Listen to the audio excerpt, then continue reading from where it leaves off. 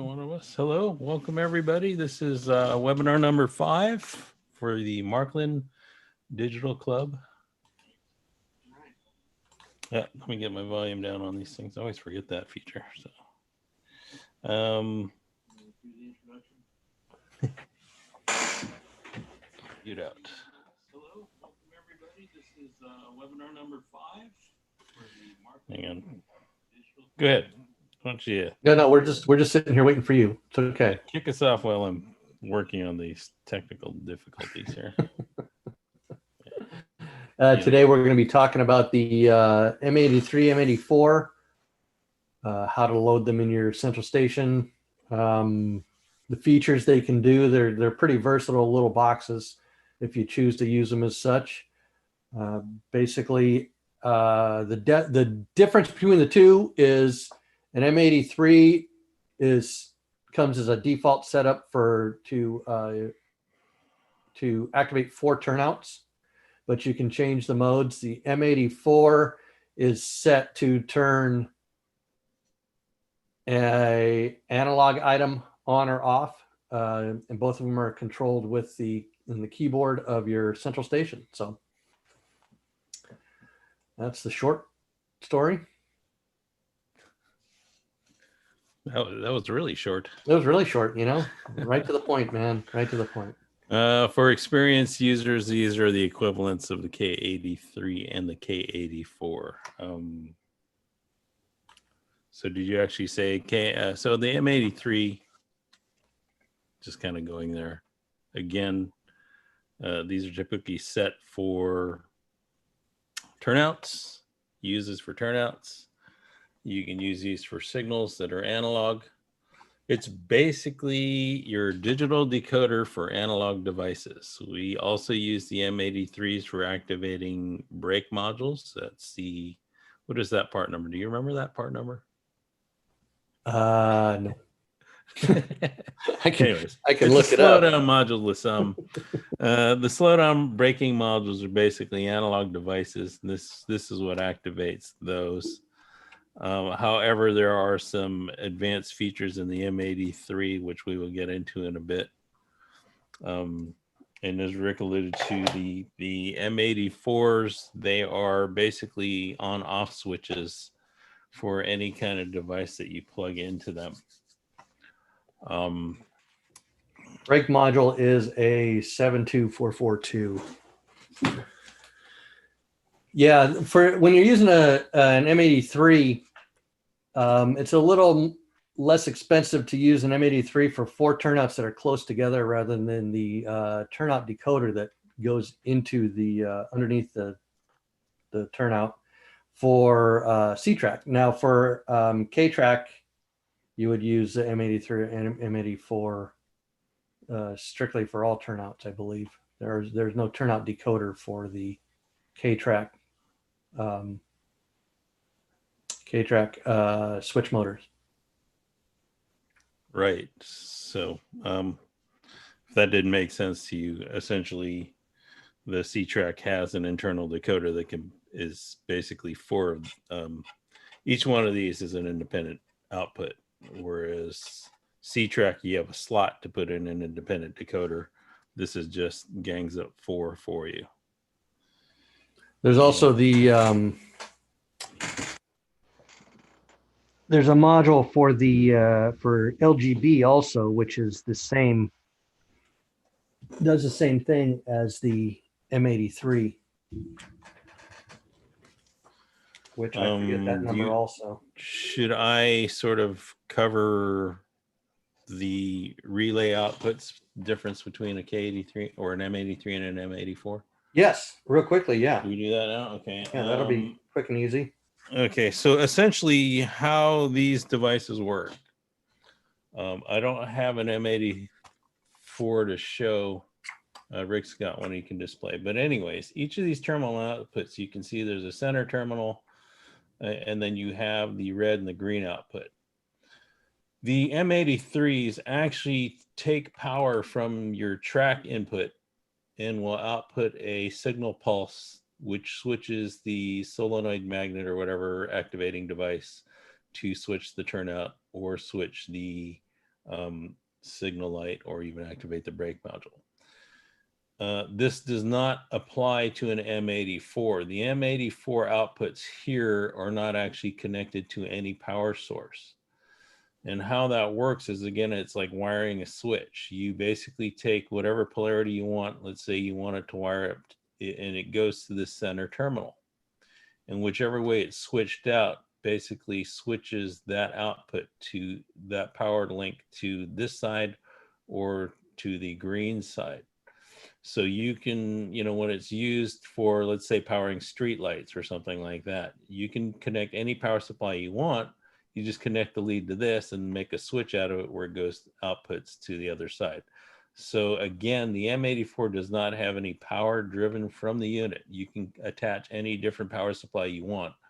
You only need to have the red-brown inputs to receive the digital code from your master output from the CS3 or CS2. The M84, that's the M84. The M83 will actually take power from these track inputs and power up the turnouts and switches. Yeah. So what that means is, as a default, the M83 comes out of the box ready as 4 turnout decoders, and it's a momentary pulse. So the M84 is a constant voltage on or off. It's a switch on or off, where the M83 is a momentary pulse just for a turnout or signal, an old analog signal motor. That's just out of the box. Now they can both be configured the same once you start to get into the configuration mode, which is what we're going to probably talk about next. Okay, so where are we going with this? Am I going to show how to? Well, we need to show how to load one into a central station. Okay, great. If you want to cover that real quick. So let me. I'm going to. You basically have a couple options when you get these. At the top, you see we have some dip switches here. And these are just like any of the old devices. You can preset an address to operate, and being an MFX box, it's going to register into your controller. That is sort of an option, because if you leave it at the default where it isn't set for an address, the MFX system will still index it and add that address. And we'll get to that when I actually show you the screen on the CS3 when I enter this. Giving it a predetermined address is kind of helpful if you are trying to integrate it with, let's say, old decoder devices that are not MFX, because you want to prevent this from overwriting or at least doubling those addresses. So you have that option of presetting an address or just leaving it blank. There's another option you can do, and not many people really think about it. If, I guess, and to some degrees, it's sort of theoretical in some degrees, you can actually set this address to be common amongst all M83s, for instance. Let's say you want to set them all up to be set for, address 48 or whatever, just something random. Then what happens is all the indexing is going to be based on 48. So in other words, the indexing works like it's 48.1, 48.2, 48.3. It's a minor detail. It depends on how OCD you want to be with it. Dip switch 10 is the setting for whether or not you're going to operate the device with a DCC controller or whether or not with the just regular Marklin. I think when it's off, it's defaulted to Marklin Motorola. Is that correct? Right? Yes. Okay, and that's basically it. Let me turn around. I'm going to connect this to my CS3, and I'll share the screen, and we'll power it up, and we can see how it reacts once you apply power to it. So I'll share the screen first. Oops. That's this one.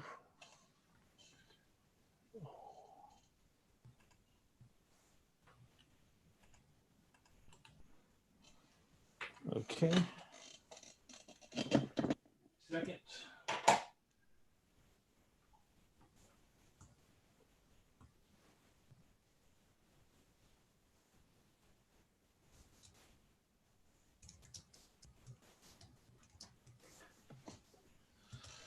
Okay.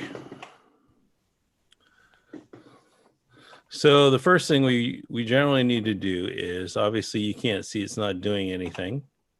So we can go under the edit mode and discover MFX items at the bottom of this menu. That's this one here. Okay, so remember I was talking about the dip switch settings. You have the option of getting a new address, in which case it's going to enable that indexing feature that I was talking about. If you set it for keep its address, that's the bottom option here. What it's going to do is it's going to keep the address that is the dip switch is set for. So in that instance, it's going to, if you set the address for the dip switches to address 5, it's going to keep 5, and it's going to occupy the next 4 addresses because it's a 4 output box. So you have to be aware of, when you do this, if you have already added articles, turnouts, or whatever using those addresses, it's going to basically double up those addresses. Okay. If you use the get a new address, which by default overall can be the better option, even though maybe it won't match the dip switch settings, the CS3 will look for a clear bank of addresses that it can properly place or set the M83 in there. Hopefully I'm speaking clearly. It seems a little jumbled in my head, but essentially, if, let's say, you had an item that had the article number 6, well, this is going to look to see if 6 is occupied. If maybe you set it for 6 and say, oh no, 6 is already being used, so I got to use the next one. It's going to look at 7. If 7, 8, 9, and 10 are clear, then it will set that address. So I'm going to go ahead and let it just automatically place the address.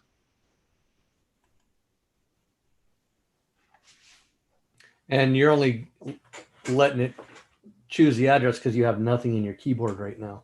Yeah. Yeah. And so, the example I'm setting is if you actually have already articles in the list and you're adding a new device. We do get readers who sort of don't realize this, especially when they are older users and they have maybe like a K83 or a K84 in their system. And then all of a sudden they're adding this, but they didn't check. They used keep address, for instance, and then they might have like 2 articles, like a turnout and a signal light, are both switching at the same time. It's because there's an overlap of addresses. So the address is in here, if I remember correctly, and we don't see anything. So let's edit the article list. Okay, Rick, you might have to talk me through this if I mess something up here. It should have loaded it. Yes. I'm going to move the screen around because I'm on a foreign screen. So give me a second here. I think we have questions in here. Well, we have one that gentleman uses Woodland Scenics lights. He's asking if he should cut the wires and activate them by that. I've kind of dealt with that power unit a little bit, and I can't say for sure. I wouldn't advise it. It would have to be something I would have to test. Again, I think it's possible. It works out in my head, but I would hate to say, yeah, cut it, and then you ruin your lighting system in your buildings. So I'm going to try to re-register. For some reason, I wasn't sure if it actually added anything in here.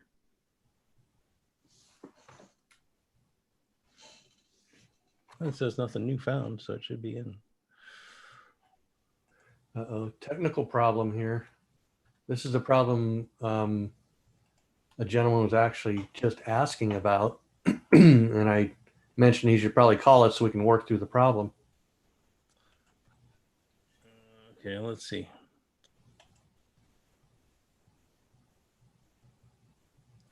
All right, so basically I'm in the edit mode for the article list. Let me go back to common. And I do have sort of this indicator on the lower right. That's the triangle. This button right here. And generally that's a configuration button for an M83. Okay, 84. Wow. Something new. Something new to embarrass ourselves with. Oh yeah. Happens every webinar. Something happens. Yeah. You wouldn't happen to be set for DCC on that, would you? Double check.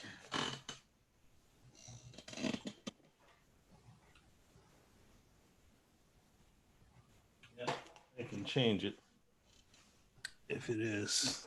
Don't have my glasses, I couldn't see.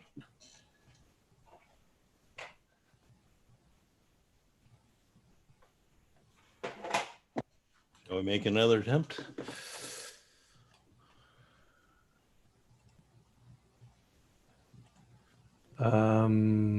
Well, this will actually be good if people have trouble. Dip switch number 10 should be off. Well, let me double check it again.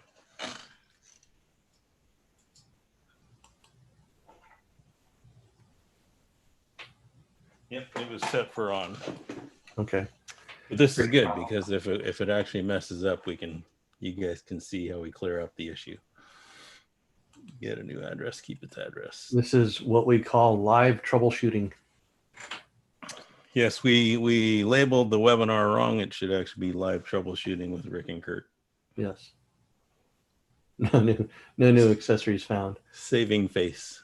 Okay. So if you run into this issue where it's not locating things, it could be that, I don't know if you were at previous webinars, MFX devices have a handshaking system. So not only does the CS3 recognize that it thinks it's registered this device, the device that we're registering also thinks it's been registered to the CS3. Because we can't see it, we might be able to assume that the device still thinks it's known with this CS3, which apparently, because I changed the mode from a DCC to the MFX, it's causing this block. And this happens frequently with people who are sort of not used to this concept. What I usually recommend at this point, sometimes the best way to clear it out is that you, hopefully, if you've ever saved your system, we can restore the point previous to this loading. And that's what I'm going to do here is I'm going to hit restore to this base configuration that I have. Yeah, this is a good example of why you should back up before you enter anything major like this into your system, just to have a baseline to go back to.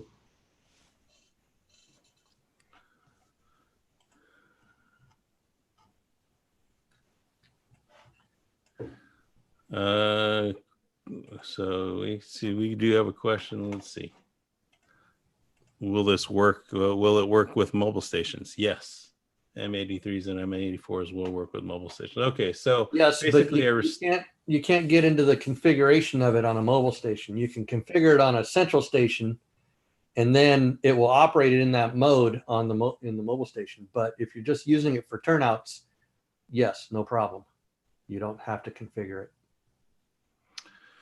Okay, so now I have reloaded the system, and let's try discovering the MFX item again. Cannot be done in the stop state. The stop state is basically the default state when you power up your CS3. So I've hit the power button on. So now we have power to the track. And let's see, we'll re-enable that discovery. Get a new address. See if I can get the egg off my face.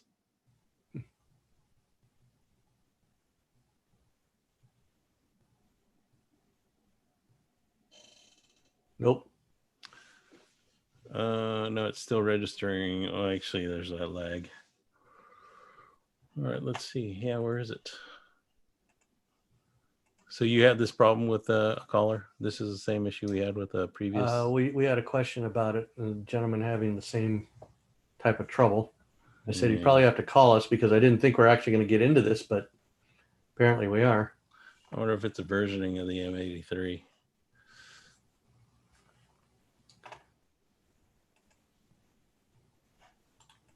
Let's try this. Turn out. You want me to do it? Oh, there you go. Well, is this it? No. Well, that's Yeah, maybe you had to configuration. run through. Maybe you had to run through a demo on yours, see if it clears up. I could be having a system issue with the M83 that I have. All right. Yeah, it's definitely not registering the M83. So what I'll clear I'll clear out my share window and you can share yours. Are you ready? Okay. Well, I have to delete. I'm going to do it with an M84, but I have to delete the item first. Okay, and let me look through some questions here.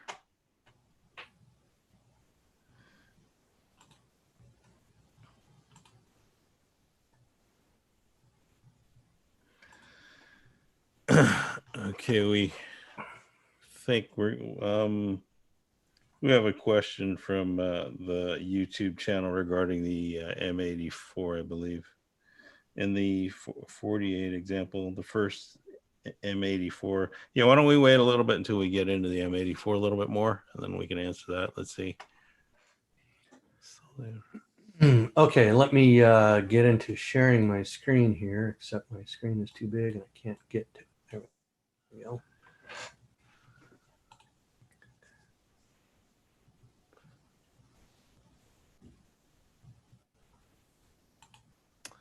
There's a comment, if the power is on the CS3, it will not recognize. I'm not sure what the full sentence is. I'm not reading it all.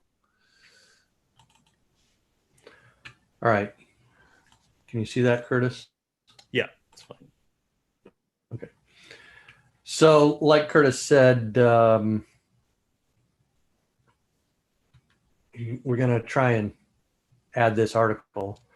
To the article list, I'm going to go to the wrench at the top and discover new MFX item. And he has it set as get new address. I'm going to keep this address because I already know where it's going to go. This way I don't have to worry about it. Click OK. See if this works for me. There we go.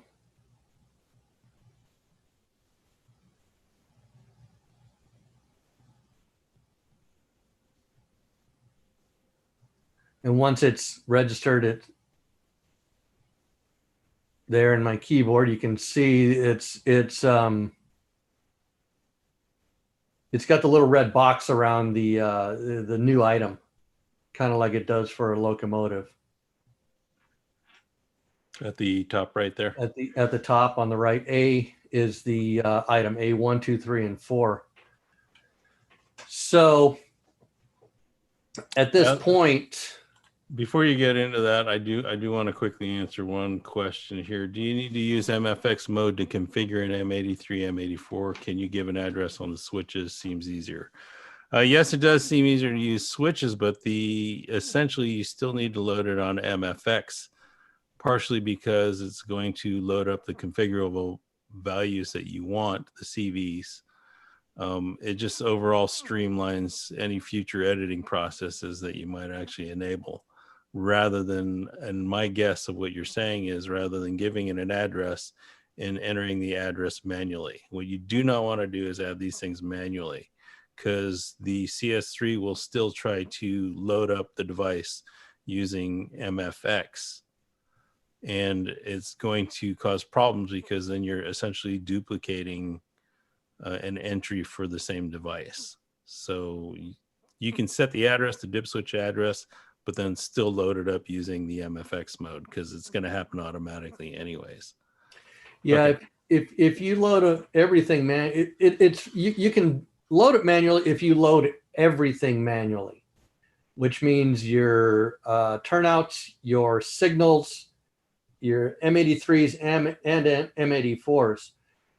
Because if you load a couple of them manually and then you try and load something by discovering the MFX item, it's going to discover every MFX item that you previously loaded if it's MFX. So it's going to be a jumble. We had a technical call about that a couple of weeks ago. the gentleman, it discovered 7 of his turnouts, and then he was starting to have trouble. So I think it's best just to discover the MFX item and go from there, because it does make the editable shell, so to say, easier to edit the MFX item. So if I go to edit article list, now that it's loaded,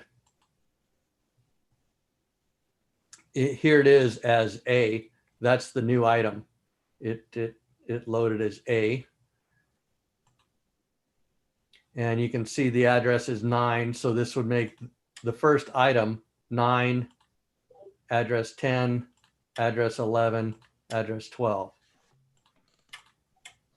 So my next MFX item is address 17. And that's important for what we're going to get into. So when you first load an M83, M84, it's going to take the first 4 addresses that you either tell it to or it sees, the first block of 4 addresses. And the only reason this could be a problem is if you have 2 M83s or M84s or a combination of whatever next to each other, and they're taking 4 addresses, then you switch one of them to 8 addresses, it's going to take those next 4 addresses, and you already have an M84, M83 on there, or a turnout decoder. So if you plan on using your M83 or M84 as 8 addresses, you need to make sure you have 8 addresses available in a row, because you can't change them. So with that said, we can get into the configuration mode, unless you have anything, Curtis. As far as the 8s go, no, we can dip into that light.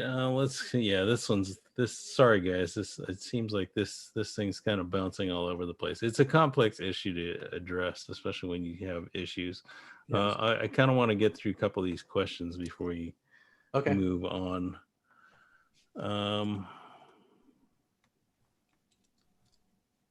Yeah, again, we do have a reader here. He set up the M84s using an address. He did not use the MFX system. Then on the article list, he added each of the 4 address to control lights for that specific unit. Yeah, I mean, if it's going to work if you do it that way. The problem is that essentially the M84 is still sort of lurking in the background somewhere, and it's going to, who knows, and maybe down the line you're going to run into an issue because it's reserved those M84 addresses that it indexed, and you may inadvertently add another article at some time in the future which is going to coincide with that address, and then you're going to see 2 things acting crazy.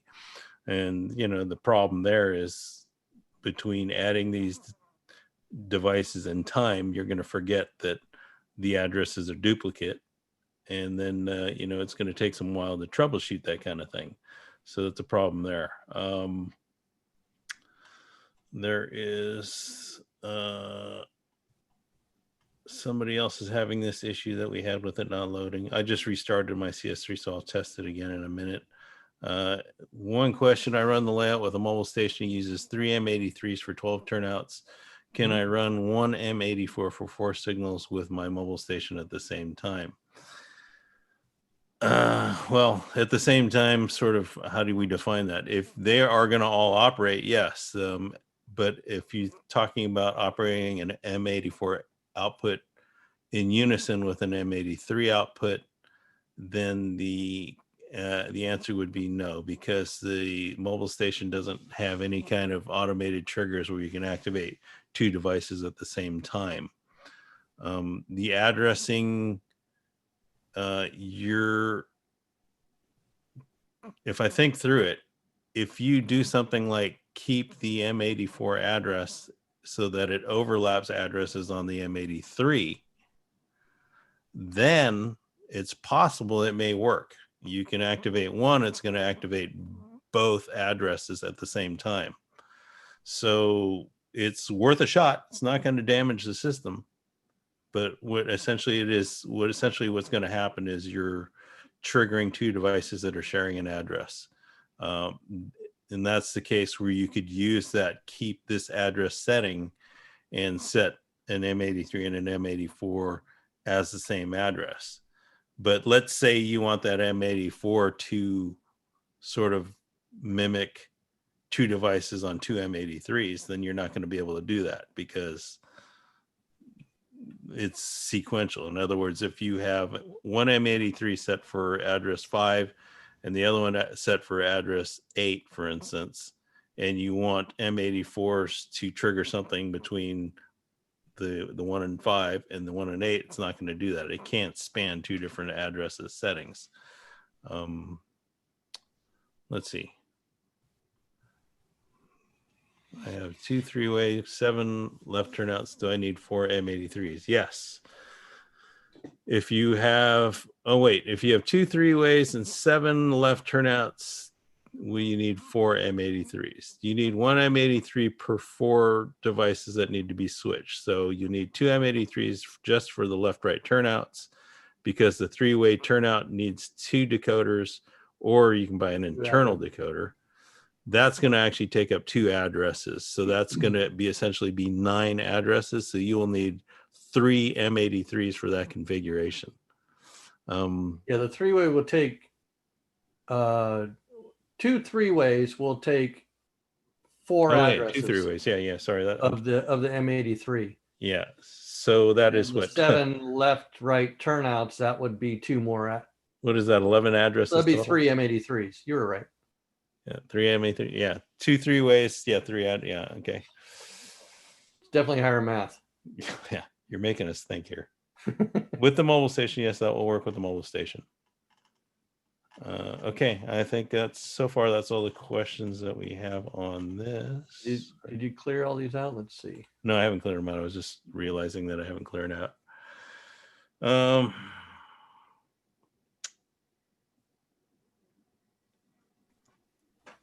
Now let's see. Let me just see what this question is, because let's go back to that YouTube question. See if we can understand whether or not I said something clearly or not. In the M48 example with the first M84 with address 48.1, the next M84 is going to be set for 48.2. That's the index with address 4.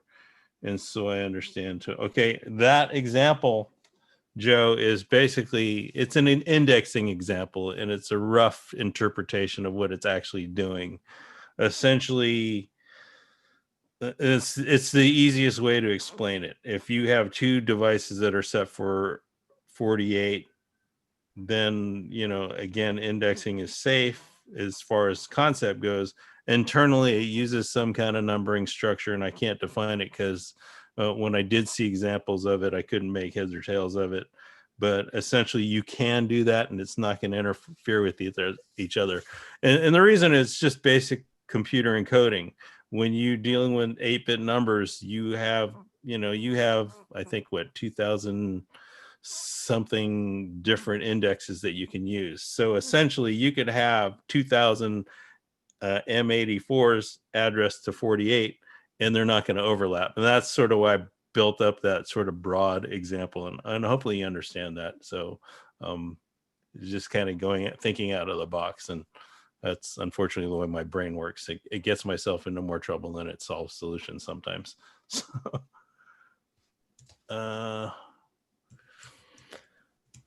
let's see.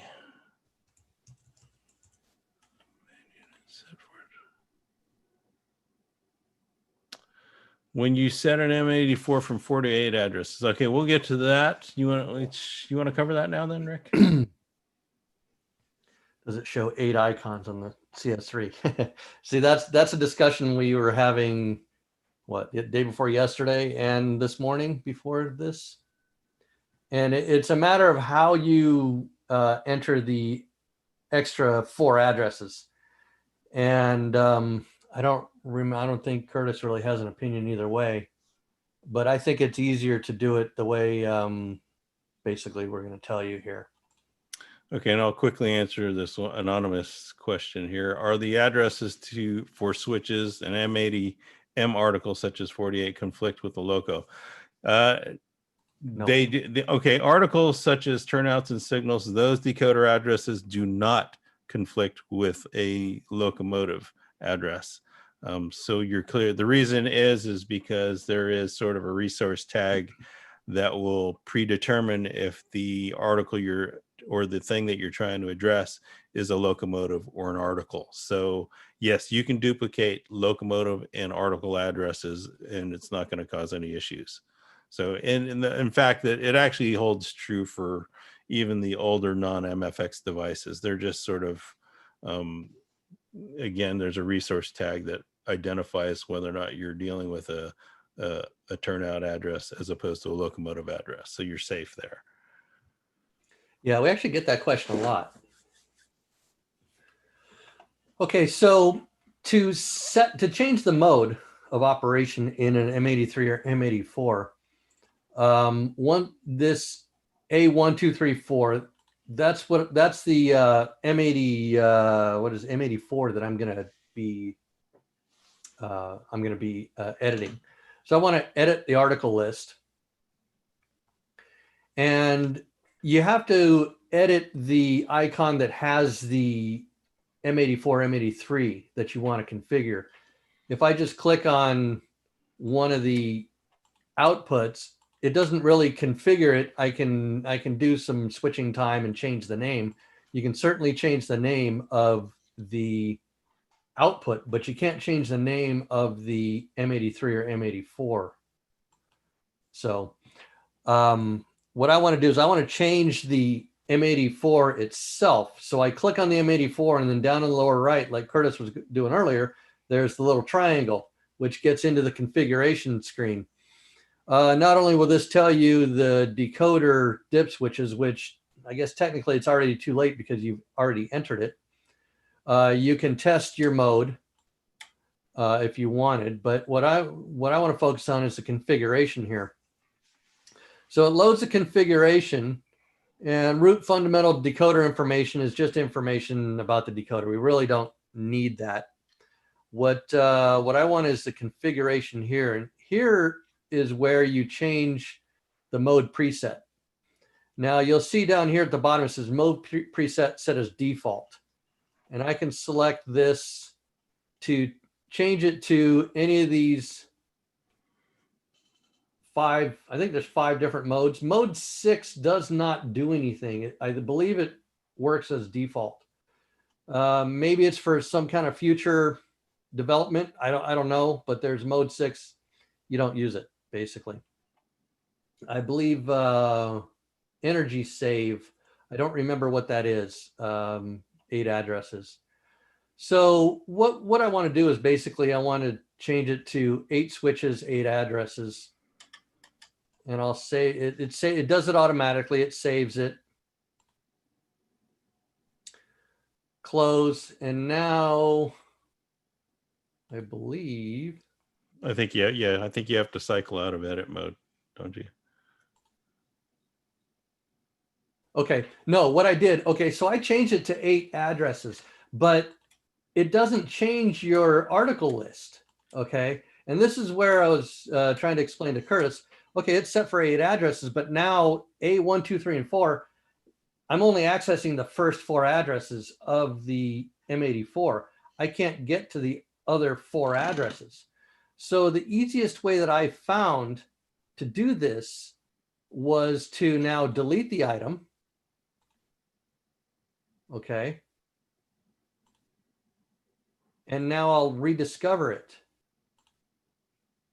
And I will keep the same address because I know it's going to fit in there, because I know the next 4 addresses are not taken up. So once it rediscovers it, it's going to see that it's set for 8 addresses and show 8 addresses on the keyboard. Well, the article list. And this seems to be the easiest way. I can manually add 4 other addresses, but they don't show up as MFX, and it's a little bit of a pain where it's a little bit easier to do it this way. You can do it either way. I don't know the benefit of one way over the other. I haven't really dove into what the benefit might be, but now you can see I have 8 addresses that are circled in red, and I can access all 8 addresses of my M84, which I'll verify right now in front of me. So that's basically it.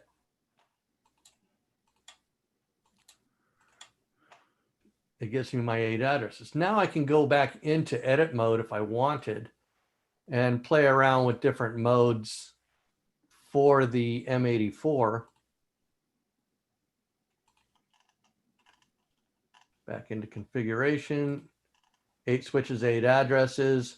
I can get into a random blinking or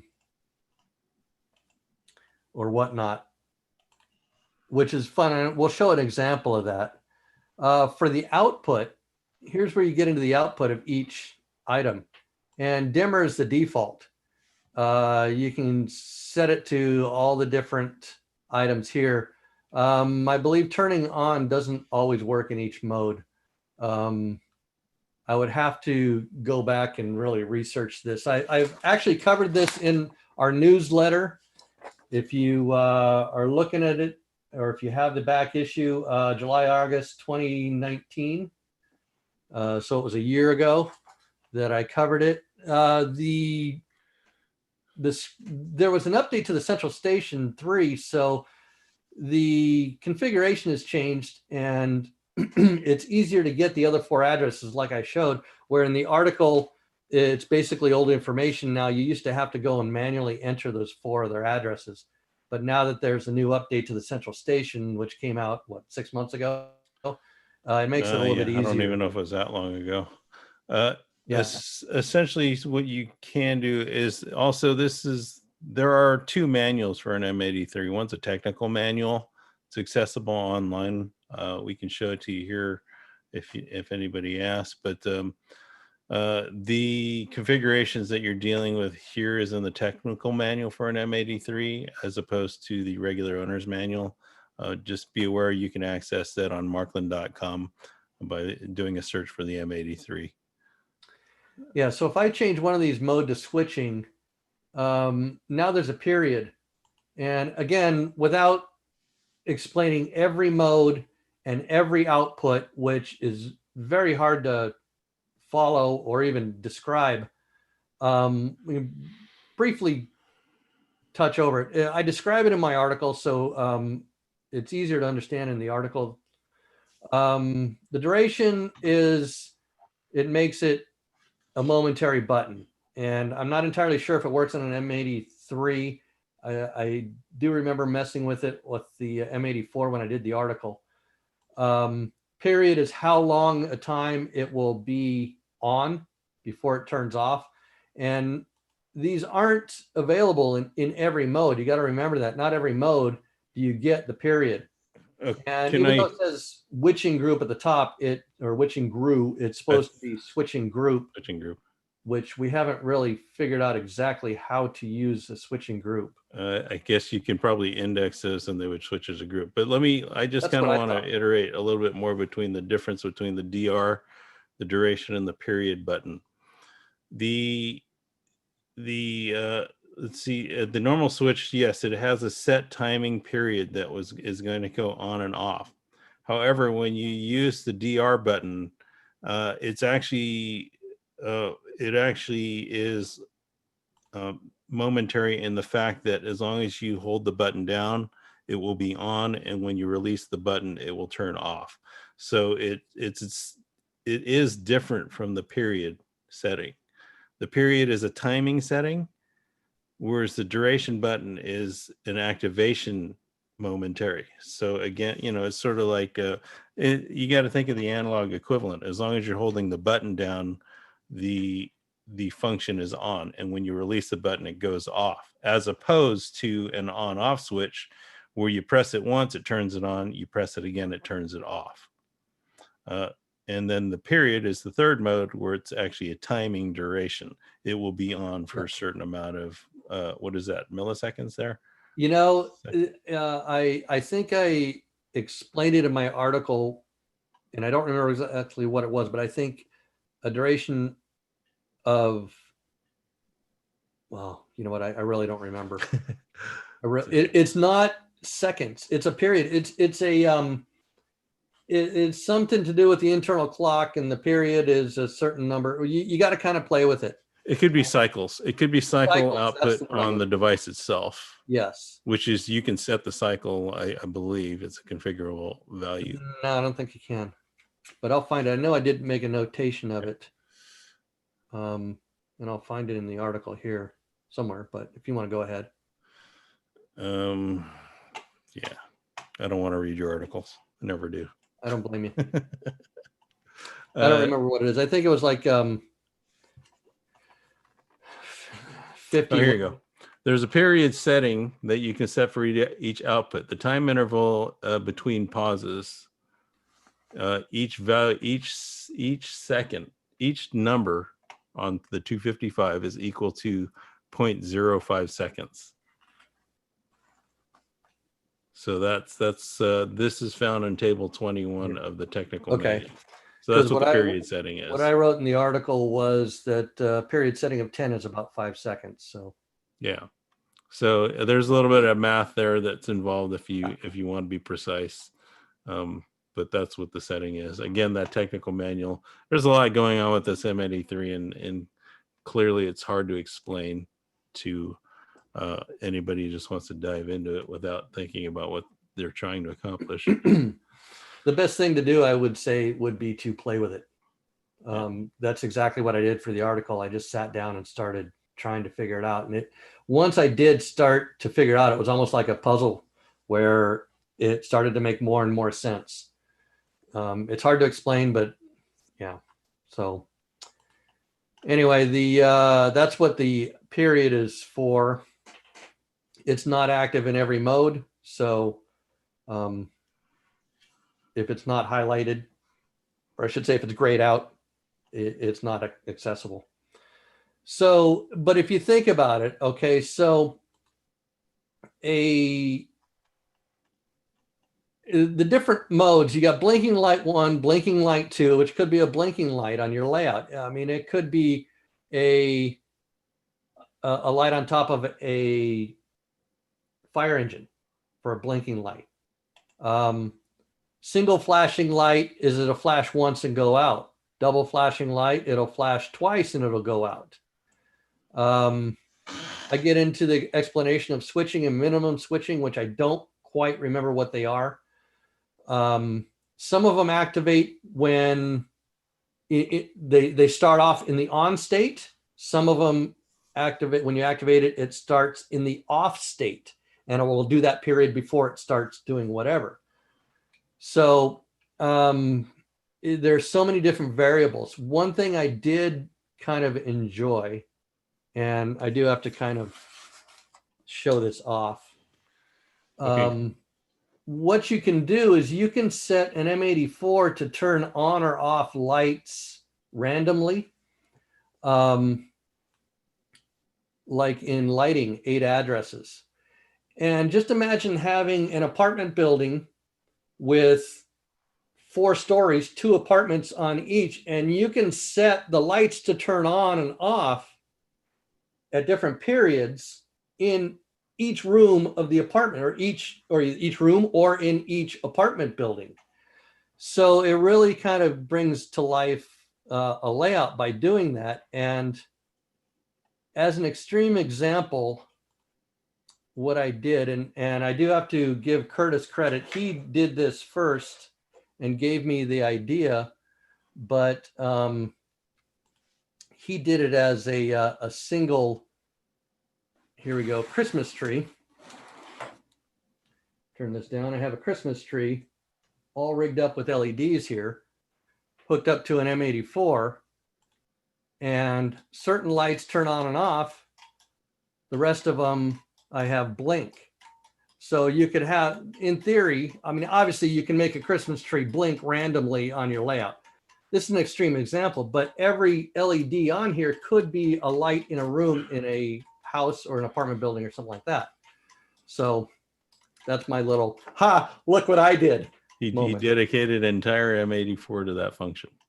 Yes, and 30 LEDs, of which 16 of them blink. So that's my great accomplishment. And if you ever come to a show that we do at Christmas time, I usually bring this just to show what an M84 can do. That's what happens when one nerd influences another Yes, nerd. this is total LED nerds going off here. So okay, how about we answer a few questions? Yes. I actually kind of want to go back to this question that we had regarding a Woodland Power AC unit. Okay.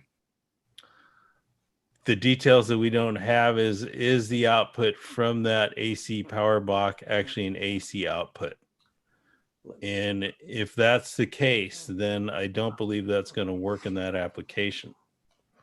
If the output is DC, then yes, you can actually use that AC power output to use as an output feed for an M84 device. So that quickly answered. We can move on to the next one. You can actually rename M83s or M84s, which I didn't get a chance to really correct. I was trying to do that and I couldn't, but I might be able to do it in the default. Well, if you go to that block under the M83 where it says A, the name is A, you can relabel that. And I've relabeled them. You can't rename the whole M83. You can relabel the outputs. No, you can actually rename it's a prefix. It can, at least last time I tried, I was able to rename it. All right, go ahead and try it. We'll see who's right and who's you. Well, considering my M83 is not actually reading, I can't. All right, then I win. All right, you win by lack of evidence.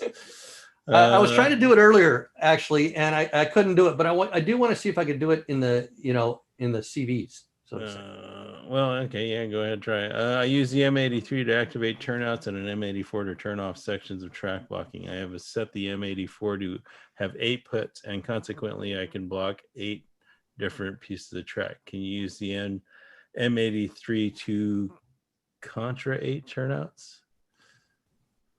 Control 8 turnouts. No, you cannot use the M83 to control 8 turnouts because a turnout requires a 2-way voltage pulse, which is why you have a red and a green output. So the max you're going to be able to do for turnouts from an M83 is going to be 4. The 8 output application is really strictly for an on-off type of switch, not a one way or the other. Let's see. I read somewhere that one needs to set dip switch 10 to DCC program. What is that about? Frankly, the dip switch 10 is only needs to be set if you're planning on using the device with a DCC output controller only and not an MFX like a Trix or an LGB or a Marklin controller that manages MFX. There are third-party controllers that do deal with MFX, so it should be safe to do it that way. But if you're strictly on a DCC control system, then you want to use the DCC protocols and set dip switch 10. For each address on an 8-address box that is an M84 and an M83, they can be configured independently, right? So you can use one of those outputs to act as a strobe. You can use the other one to act as a firebox. I believe that's correct, right? Because Rick, you've done that more. So, what was the question? Can you configure each of the outputs on an 8-address box separately? Yes. Yeah. Yes. Right. So that's correct. The Mike's got so this is a tangential question, so I'll throw it out just to get rid of it. The September-October newsletter, the articles are written. We're just waiting it to be sent out. Not sure why it hasn't been yet. I think it's either going out today or tomorrow. Okay. If the M83 is reset to 8 addresses, then how is the M83 wired to 8 switches if the M83 only has 4 output connections for 4 switches? That is fairly easy.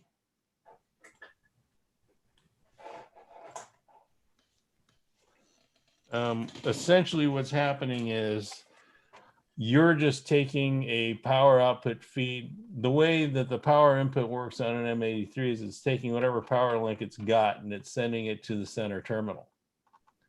So when you're actually using it for an 8 output, you're just basically sending either whatever polarity it's sending into these outputs. And on the other side of that device, you have another lead that needs to be connected to the opposite polarity, right? So, and I don't really know exactly what the polarity is. I haven't measured it, or I've probably forgotten it. So likely it's going to be a negative to this, and you're going to need to wire the positive to some positive power source on the track or something like that. And then this, because most switches, they switch to ground. In other words, you have positive to your device negative is going to be wired into the red or the green output, whatever you choose. And then when it switches, it feeds into the center, which goes to ground out through the M83. M84. Or M84. No, the M83 doesn't work that way. M83 uses track power. Well, yeah, so that's the thing that he's asking about. So if you have an answer for that, how would you wire that up so it works on 8 independent switches? And I would use an M84 to work on 8 independent switches because I'm not robbing track power. An M83, you don't input into the center. It uses track power coming out. I don't know if you've defined that clearly enough for me to understand. I don't know if I have either, but yeah. Well, and essentially, because we're talking about configuring an M83 to have 8 outputs, right? Which you can do. You can do, but you don't really want to because you're robbing track power. Yeah, that's true. So there's sort of an option. I guess at this point we can say there's some theoretical aspects to this that you kind of have to make personal decisions on. Yes. So basically an M83, because it's pretty much set up for a turnout, it's a momentary pulse. It's a 200 millisecond pulse to flip a turnout. That's not enough to worry about robbing track power. Now they made it configurable to be able to do the same thing as M84, but it does it using track power, which is not optimal, in my opinion. Yeah, that's fair enough. So move on to the next question. Can the M83 and the M84 be reset to factory default to start its program again? Yes, you can reset an M83 or an M84. But to re-enable its programming, I think what's going to happen is you have to consider whether or not that handshake issue is still in effect. In other words, has this been pre-registered into a device and does it need to be cleared out? Sometimes clearing these devices have to be cleared out when it's registered into another device. So for instance, let's say I had a faulty loading into the CS3 on this, and I couldn't clear it out because I keep using the same CS3.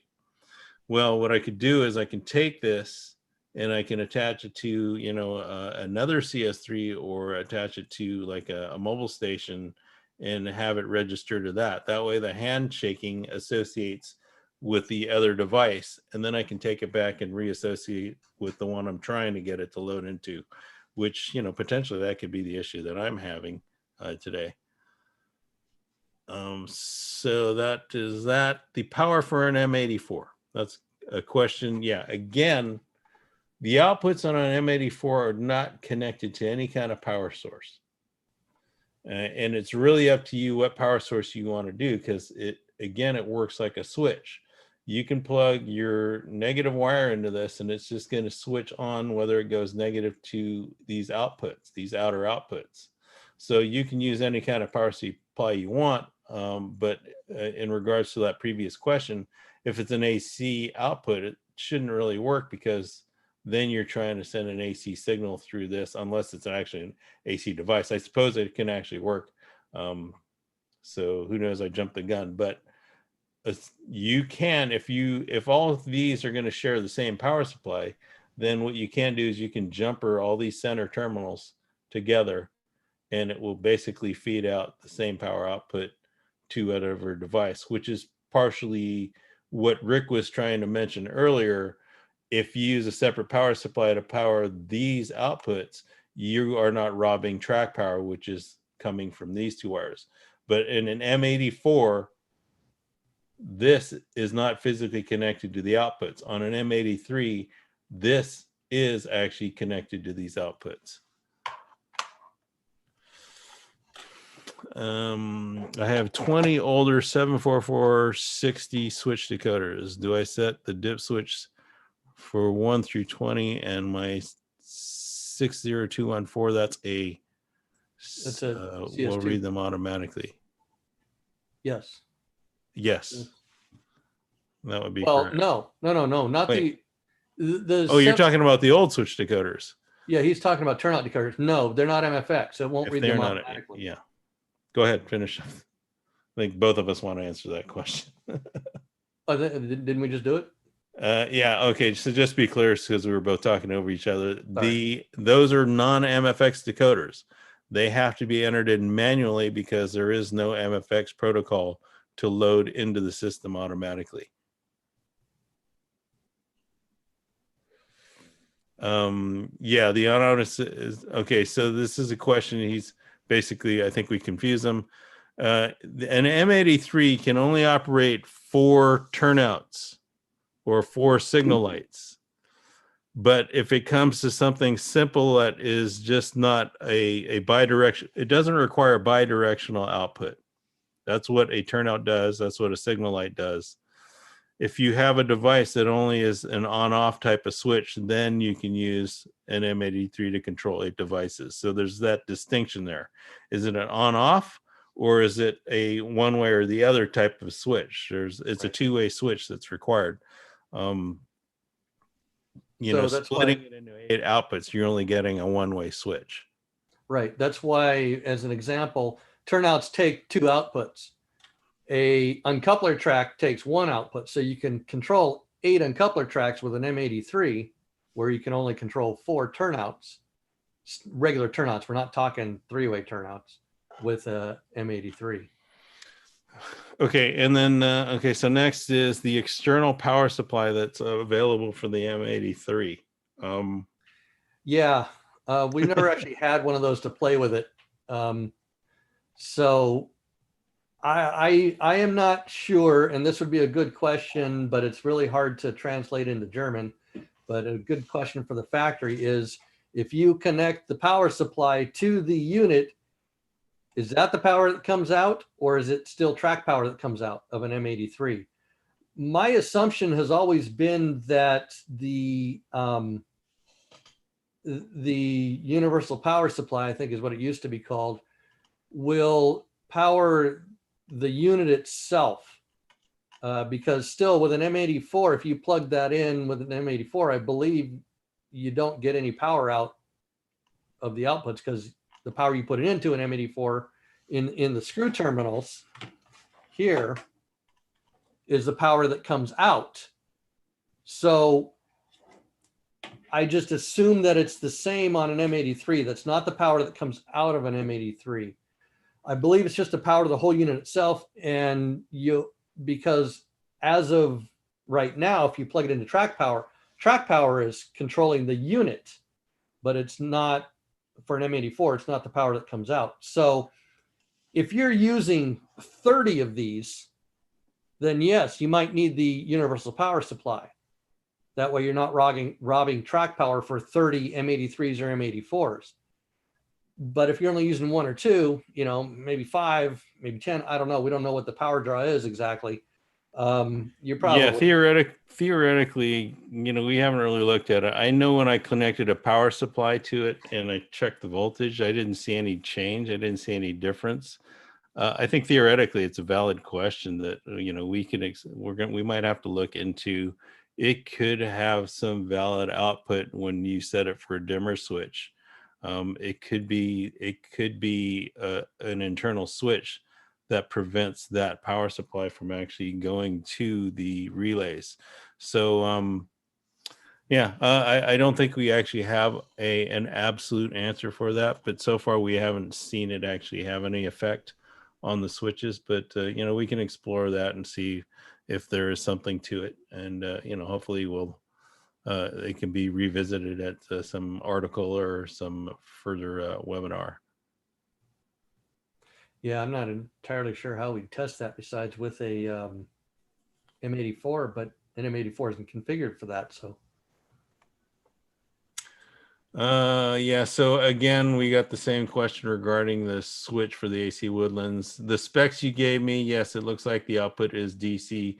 Go ahead, if you feel comfortable cutting the wire or the plug on the end of that, you can definitely use that for your M84.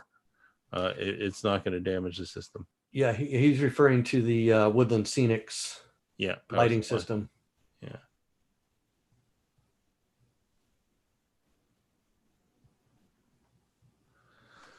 I have previously connected an M83 M84 to my central station using a dip switches. How do I now change to discovering the M83 M84 via MFX so I can get to the configuration?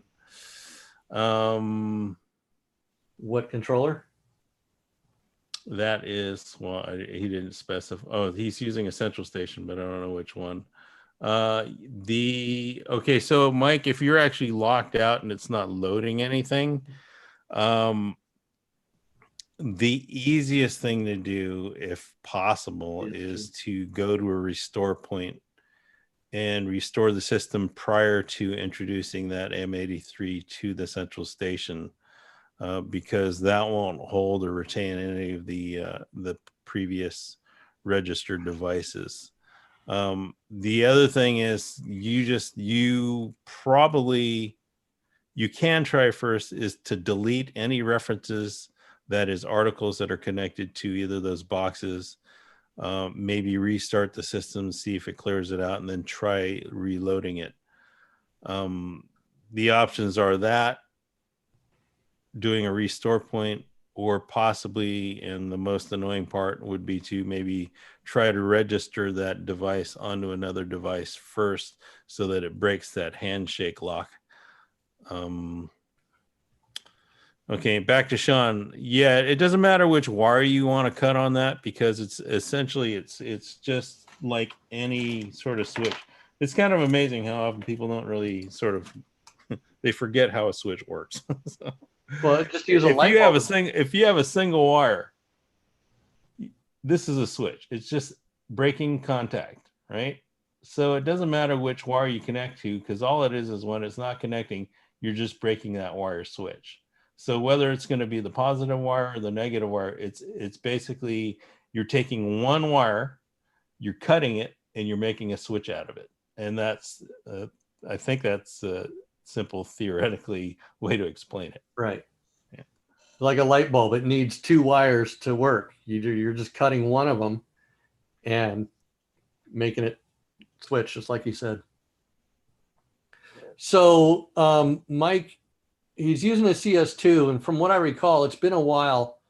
To delete the article, you have to go into the secondary menu, which I don't remember what it looks like. It's been so long. You can't just delete it from your keyboard. You have to get into the device settings and delete it in that secondary window in the lower left-hand corner, I believe, from what I recall. And then that deletes the registry number in there, and it may be kind of too late to do that if you've already deleted everything. I forget. Yeah, you get into a loop. There is a way that you get into a loop.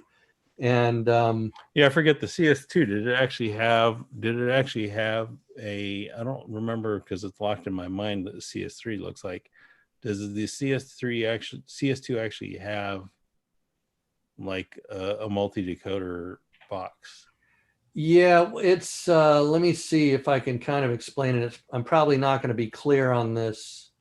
Yeah. But when you obviously I'm showing on a CS3,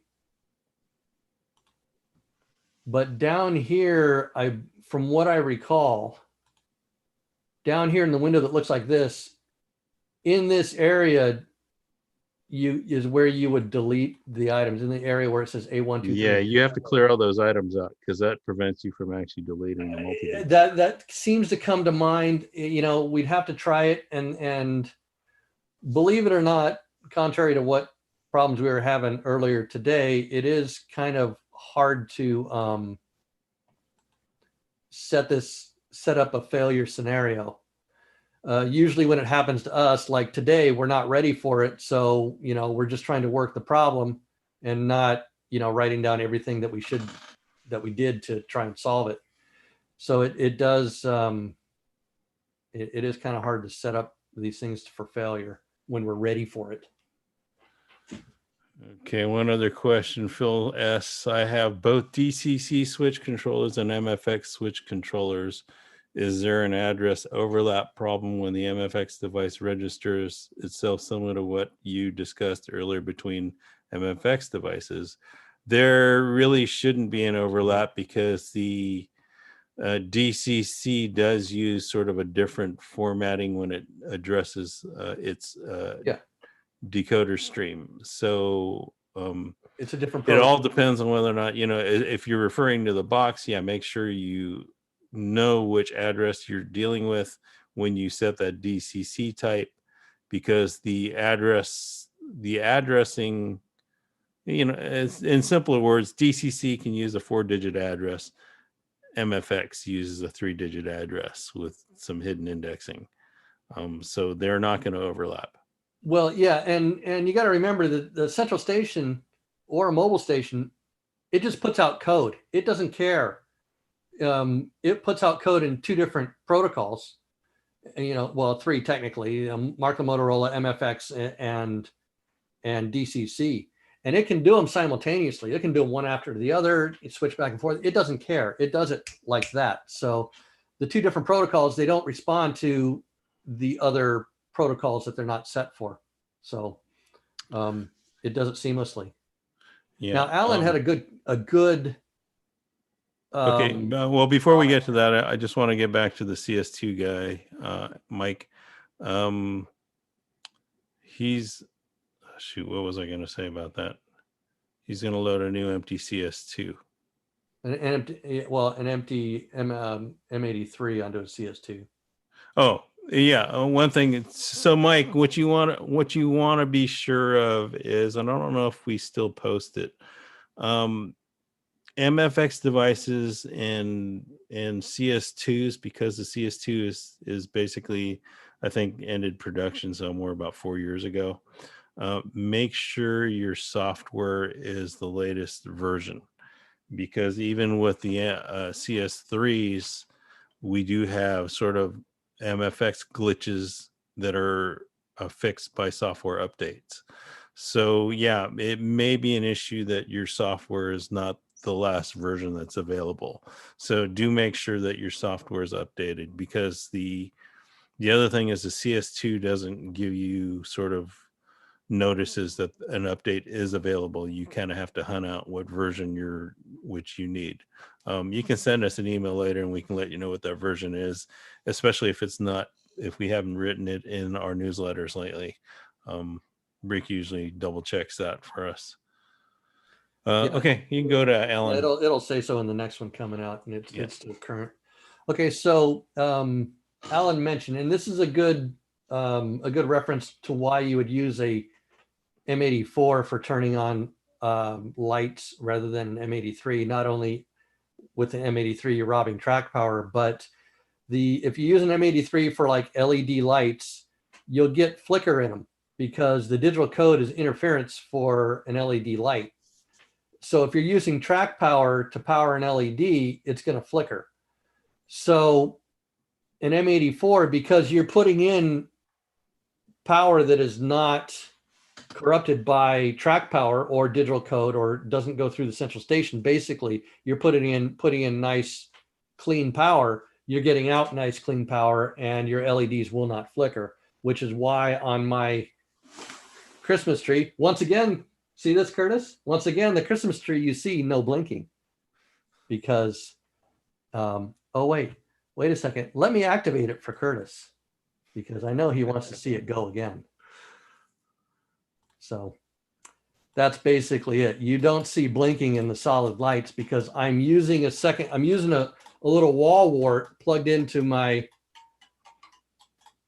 M83, or I'm sorry, M84 to power all the LEDs. And like Curtis said earlier, what you can see is it's kind of dark in here, but you can see I have the power coming in and it's daisy chained to each center post of the M84. So that's why I don't have any blinking or flashing digital interference with the lights. You should set those things up to that fire setting, so it'll show that your tree's on fire. I'm gonna have to check and see if you need and that's amber one thing lights. we noticed. we did just notice. Let me get out of this. We did just notice that the in the technical manual for the M83, it tells you the configuration to set for like a campfire or a firelight hooked up to LEDs. Let me show that here. I've got it up here, I think. And I'm not sure if it's in the M84 technical manual. We didn't get that far this morning to look at it. I think it was page 23. Can you see it? Is it still being shown? Yes, page 23, I think. All right, here, 22. So these are your settings. Where is it? Light fade in and out, flash, blinking light. This should be the M83, yeah. No, that's not it. That's not the page. You're on the wrong page. This should be the M83, right? Yeah, scroll down. Speed. No, it's not here. I thought it was in this. It's not even scrolling to me. Huh? Your page isn't even scrolling. Is it? Oh, my screen sharing is paused. That's why. Let me re-enable it. That's why you didn't see anything. Share. All right, now you can see it, right? So you're saying it's not on this page. I don't see it now. It's down lower. Next page. Next page. Go on. Simulation of fire. Nope. 23. Simulation of fire. Up on the right hand side. Yes. Wasn't even reading the right area. Whoops, sorry. Didn't mean to do that. Hit the wrong button. Let me point that out. Annotate. Right here, simulation of fire. To do this, 3 lamps are controlled with different brightness and different blinking frequencies. So they're just giving you a clear example here. You can set up 3 different lights. Yes. To these 3 settings. So each 3 of these guys, whoops, will be 1 bulb. That's the setting for each bulb. 3 bulbs. Yes. So that's the example they gave you. Yeah. While we're at this, I do want to ask this question because I think it's something you might know, Rick. Can you have 2 outputs? Essentially, what he's asking is, can you mix outputs from the 4 to 8? In other words, can you have 2 outputs set for 4 and the other one set for 8 addresses? No. Did that make sense? No. 2 turnouts for the other 2 for 4 switches. Does the whole box have to be either 4 addresses or 8 addresses? It's global. It is global. So it has to be either 4 or 8. Is that correct? Yes. Yeah, okay. Yeah, so that's a good question. Somebody's pointing out something to us I don't really recall. Have you used the motor controller 60821? Presumably this will not work with Marklin's turnout motors. Okay, stop. You can probably stop sharing your screen. Yeah, I'm going to stop sharing. I want to reference what that part is here. 60821. Is that the one for LGB? The little dongle you have to put on? No, I forget. Oh, come on, 60821. Go away. I don't need this. 60821. Accessory set for the M83 decoder. This is a turnout motor front end circuit board for the M83 decoder. It's for using turnout mechanisms of the motor with an end shut-off feature and then stop position. Yeah, I think you have to use that for LGB. Oh, yeah. I think you're right.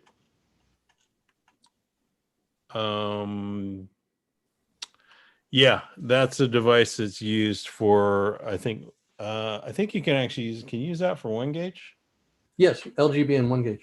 LGB and 1 gauge track. So it's basically a converter box. So you can use this with those gauges. It's not necessary for For the HO stuff. Yeah.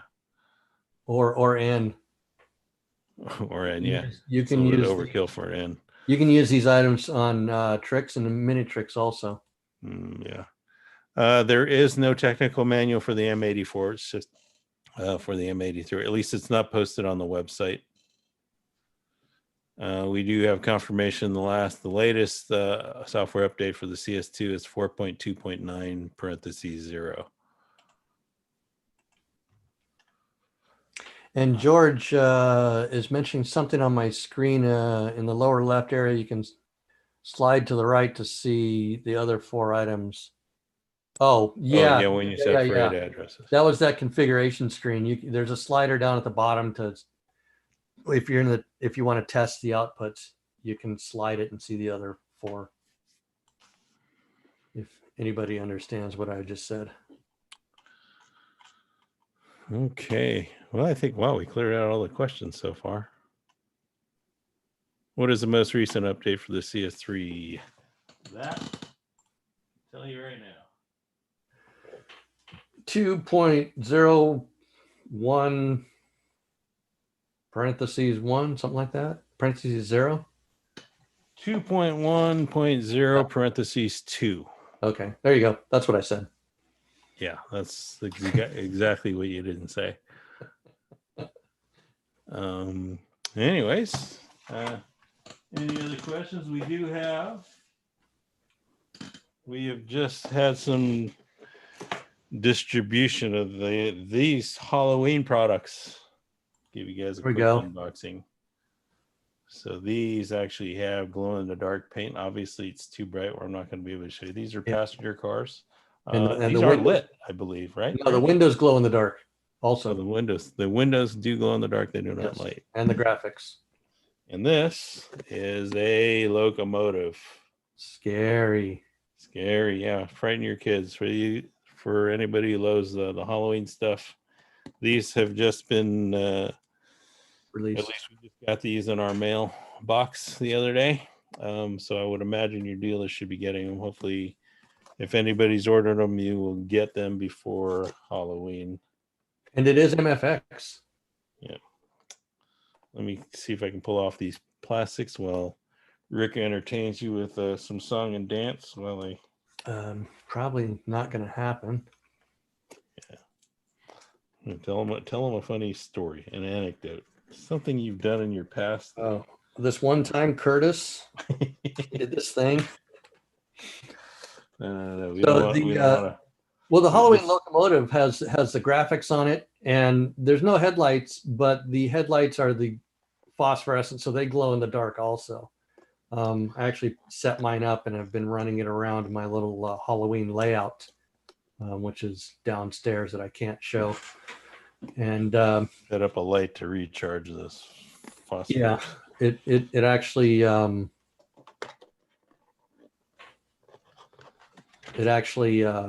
looks really good at night.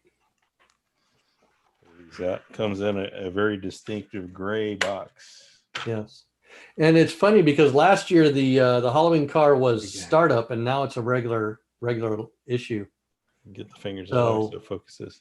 So that's a nice charcoal gray color there. It is. It actually, for having no lights or sound or features on it at all, it actually looks really good. Those are the phosphors you're talking about, no light bulbs. Yeah, I'd wonder whether or not I actually want light bulbs in those or just use the phosphors. I don't think I would. The only thing I might do would be put a sound decoder in it. But that's just the kind of nerds we are. There you go. That's just nerding out and showing you guys what's new. So if anybody has any questions, other questions other than the M83 or M84, it'd be a good time to ask. Participants, if you want, you can raise your hand to talk, or you can just type them. We did have somebody he had his hand up, and I think I missed it, but yeah, was able to discuss that, or did I there we go go. back to him? Hey, Mike. Hey, Rick. Hey, how's it going? I have a question, obviously. So if, say I blow a decoder, Replace it. obviously, but it's a sound decoder, and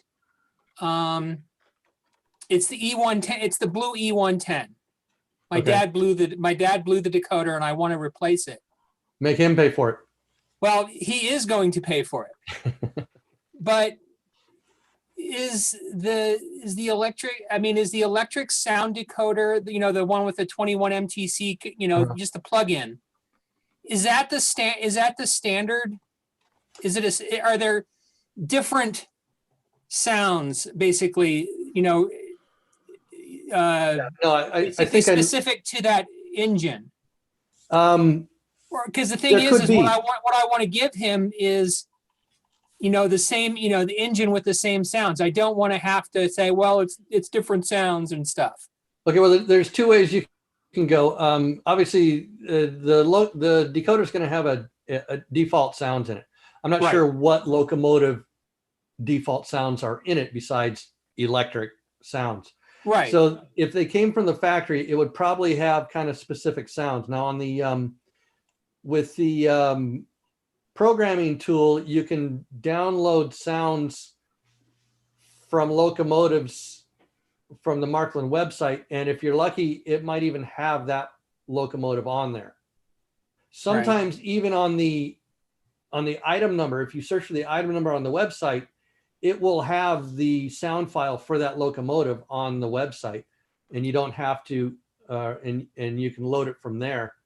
Okay. Otherwise, you're going to have to build it. And I've had to do that many times where I need to go and build the sounds and map them to the original manual. Well, the other sort of thing that has been growing is the fact that the profiles for locomotives has actually been growing. Yes. So yes, you may actually get generic sounds on one specific sound decoder, but you can actually look up profiles for specific locomotives now, which were not really available because they hadn't been developed yet when we first started getting these better decoders. The last time I looked, they do have sort of a good variety of them available, especially for the most common locomotives. So it's worth getting those. What sort of, again, so what sort of software do I need to program this? I mean, I know I can download these files, but is there a utility or a tool? Is there a tool? Yeah, you go to first of all, you need to go to the Marklin site. There's an M decoder tool, but the tricky bit is not viewable on the English language side. You need to go to the German language. That's not a problem. That's not a problem. Well, I know it's not for you, but I need to let other people know. Yeah. So the thing is, it's on the German language side, and the software is available that way. Then you will probably need to, there's two ways you can program something. You can do it via track through the CS3, or you can get the M decoder tool, which is part of what it uses. It's sort of the same interface, so there's no issue there. And this sort of answers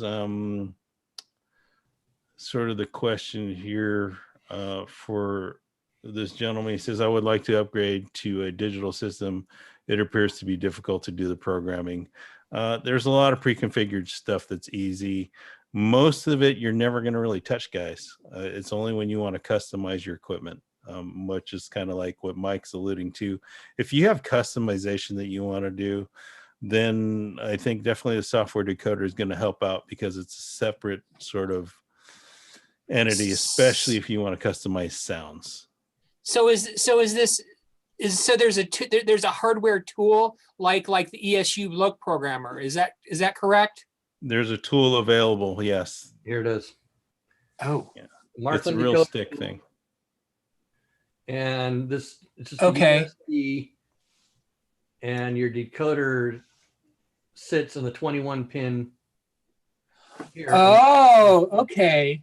Okay. And then the software talks to that loc decoder, the decoder, Yes. the This is the programmer. easiest. Yeah, this is the easiest way to do it, because otherwise you have to have a network connection from your CS3 to your computer, and it can load it that way, but it can fail that way. I haven't been able to figure out why it works sometimes and why it doesn't.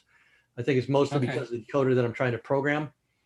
And that's only because sometimes I try and modify existing decoders that came out of a locomotive from the factory. I think that's my problem. Okay. Now, the programmable MSD3 decoders, I have not had a problem doing that with. But at any rate, that is item number 60971. 60971. Yeah. Thank you, Rick. There is the, and I just kind of feel like we should mention this. There is the decoder tester that Yes. I've tried to program through that. Was there a caveat to that? I couldn't program it when it was No. connected. We haven't been able to program. Yeah, so do not get that confused with the programmer. This is the tester, and what this is we use this for repairs, and you can plug all kinds of decoders in. You can plug in a LGB or 1 gauge decoder in. You can plug a wired decoder in. You can plug where else? There's a 21 pin. There's a 6 pin. There's the Plex 22 and the MTC1. All kinds of decoders can be plugged into this to test. And basically it gives you LEDs, whether your functions are working, a motor, whether your motor works. And there's also a port for the M decoder tool. And this is what Curtis is talking about. We can't program on this board through the M decoder tool. We have not been successful in doing that. For some reason, whether it's So you capable of want it or that little not, we don't dongle know. piece. Yeah. One more quick question. You were saying that you were unsuccessful through the network connection to the CS3 to the track and stuff like that. Well, Does it brick the decoder, or is it just No. doesn't work? What I was trying to reprogram a factory program decoder, Right. and it wouldn't let me. I was trying to load in different sounds, a whole different profile, and it wouldn't let Okay. me. But a MSD3 decoder straight out of the box, I can. Oh, okay, great. No. Okay, so that's interesting. Thank you. That's all I have. Thanks All for right, your Mike. time. All Thanks, right. Mike. Thanks, guys. Mike. Okay, so again, let's kind of go back to this. Is there a simple instruction set available somewhere for programming? Well, is he talking about programming routing or programming decoders I think for he's locomotives? well, he's talking about upgrading to a digital system, so it's not really specific. Digital system Yeah, refers to- basically, hopefully, most of the explanation that we try to do in the newsletters will cover most of the explanation. It's probably the more in-depth stuff that we've seen rather than what gets put out. So that's kind of like a primary option. You can always ask us when, send us an email when you're a little more specific on what you want to try to program. Overall, we find it, once you do it once, it gets really kind of easy. It's sort of, for Rick and I, it's kind of a no-brainer. And since Rick doesn't have one to begin with, it really works well for him. So, all right. Got me Just through. suggest, don't take it seriously. We're just messing around. At what point do you need to start using a power booster? Approximately, of course. The first thing you're going to notice that's going to start to degrade with the system is not going to be power, believe it or not. It's actually going to be your control, because it's the digital encoding, it's the digital command structure that actually starts to degrade around your layout. So if you see things like, like a signal light, especially, is not switching, and you don't know why, and occasionally it starts to switch and then it doesn't, that is going to be your first sign that you do need boosters laying around the layout. That's what we've seen. Yeah, that's our experience. So, well, real quick, getting back to Jeff, he's talking about he wants to go digital the whole. It sounds more like it's the controller, and he wants to configure everything start to finish. And Okay. I can only assume like going from analog to automatic routing, which all these webinars are what's directed towards that. The components that you need to once you see everything in your system, that's what you need to do to start doing the routing, which we'll get into rudimentary routing. I'm not sure exactly when. We haven't scheduled the next webinars. But not only that is our digital newsletters. Curtis has done a good job of describing, what you need and how to do it. So if you start reading the webinar or the newsletters and Curtis's articles, they will go through and tell you how to do all this stuff. There's no easy answer like you do A, B, C, and D, and then you're running routing. Every layout is custom. Every layout is different. And every person wants a different level of automation also. So, and one thing that I kind of want to point out too, because it sounds like if you're upgrading, it means you're converting over from an analog system. And if it's an old analog system, then you just kind of have to look at what are you actually converting? Because essentially, if you had an old analog system and you had push button boxes to control your turnouts, that's what the M83 does. It just is a digital address and it mimics that push button setup. So, it's just like when you're turning a turnout, you're not holding that button down for 3 minutes, right? You're just pressing it once and it switches the turnout. That's what the output does on this. So all you're doing is these 3 wires are basically the same 3 wires that you attach to a turnout. So the conversion, hardware conversion, if that's what you're questioning, is really kind of simple. You just got to figure out what's the analogy. Is this like a K83 or is this like my push button box? And that's exactly what an M83 does. An M84 does those buttons that maybe you use to switch on and off lights. So the hardware wise, it's not as complex or scary as you think. The programming wise, as long as if you're converting now, life is easy because most of the stuff that's all coming out is all MFX devices. So it's going to register in your system automatically. And, I guess what I would say is experience that, live with it for a bit. And when you come to the point where you see something that you want to alter and advance and do something, you're moving into some advanced topics, which is the perfect time to actually send us an email and say, hey, how do I do this? Even if you're starting out and you have trouble in an email, send us an email. We're happy to answer that for you. So hopefully, that clears up stuff for you. It's easy. I wouldn't be afraid of it.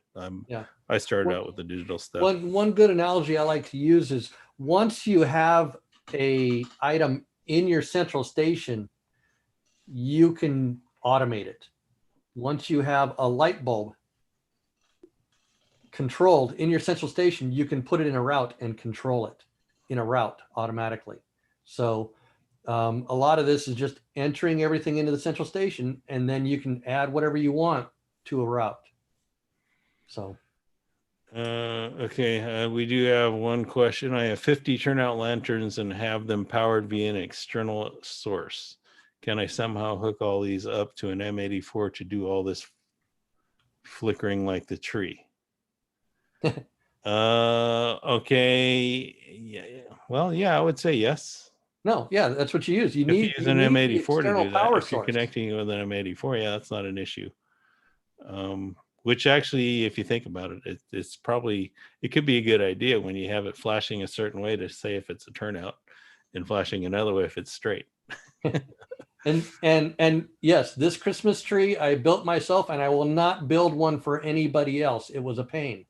So we also have a hand raised from Gary Walden. If we want to take Gary real quick, he's had his hand raised for a while. So I'm going to allow him to talk. Yeah, go ahead. Well, let me get this anonymous question while we bring him online. So I programmed a light signal address with dip switches and it was recognized with an MS2, but when I put it on the track with the CS3, it isn't recognized. Okay. Yeah. Right now, what I would say is maybe send us an email because clearly you saw that I was having issues with it. So it's something that I may need to explore to see if we can get an answer for why it's not registering in the CS3. It may not be. Check with the CS3 update. It could need an update, so that might solve that problem too. Oh, I hear a rumor the newsletter went out. Yeah. It might not be an MFX signal. Well, I guess that's true too. Let's go ahead and bring Gary online. Yeah, let's let Gary talk here. All right, Gary, you have to unmute your. There you go. Gary, you can hear you, Gary. This tree, that's cool. I just used flickering LEDs. Yeah, well, see, you didn't go through the trouble that I went through. No. Did you hear that, Curtis? He likes it. I know he does. Hey, Yeah. Well, listen, Gary. When you do it that way, you should at least, write an article on the M84 and then realize that it doesn't apply. on the decoder tool 3. Yes. I have a problem. I get the sounds I want listed, and then I want to move them over into the functions. And Okay. I'm having a problem getting them over there.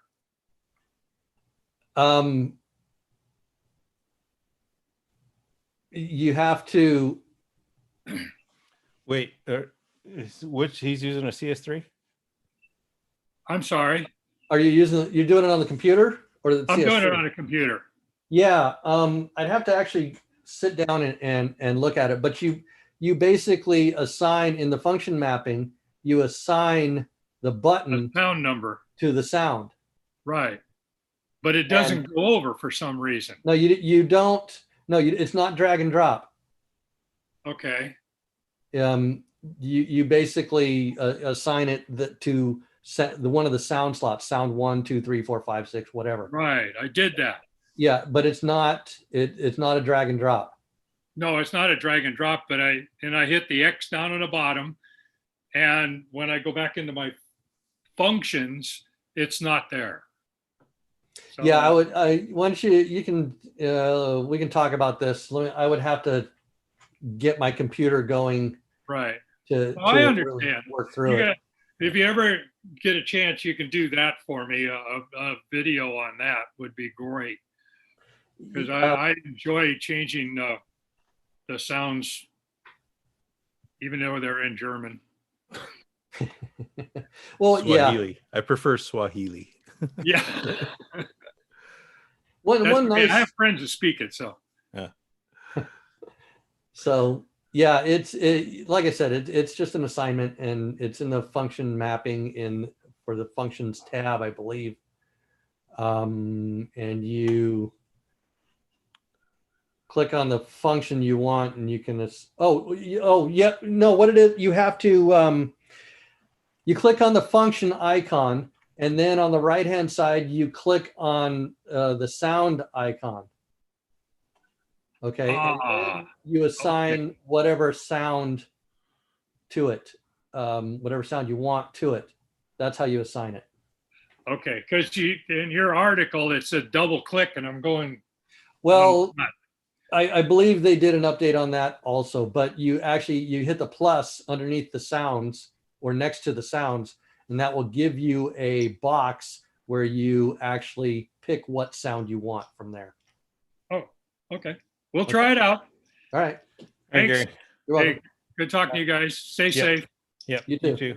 There was a question that Dean, I think that's Dean or Sue. You want to answer it. An old he's got an MS2, and he wants to know how to look up what the version is, the software version, or do an update. To check the software version, you hold down the shift key and hit the turnout button, and you can get into the MS2 information. And under the MS2 information, there'll be an SW. There's like a hardware version, I think it's HW, which doesn't matter. Then there's an SW, and you see what the number is after that SW. And the current software version for a mobile station 2 is going, oh, it's going to be 3.112. Actually, I already know that one by heart. I don't have to look it up because it went from 3.55 to 3.112 for some reason. There's been discussions on that. It went from 355 to 31. Pardon me? It went from 355 to 31. Yeah, 3.55 to 3.112. Oh, And- 3.11. Okay. Yeah, 3.11. so you don't ask why. I don't know. I didn't do it. All right. I think Gary actually wants to say one more thing here. Yeah, but quickly, to update a mobile station to, it needs to be connected to a current software version for a CS3.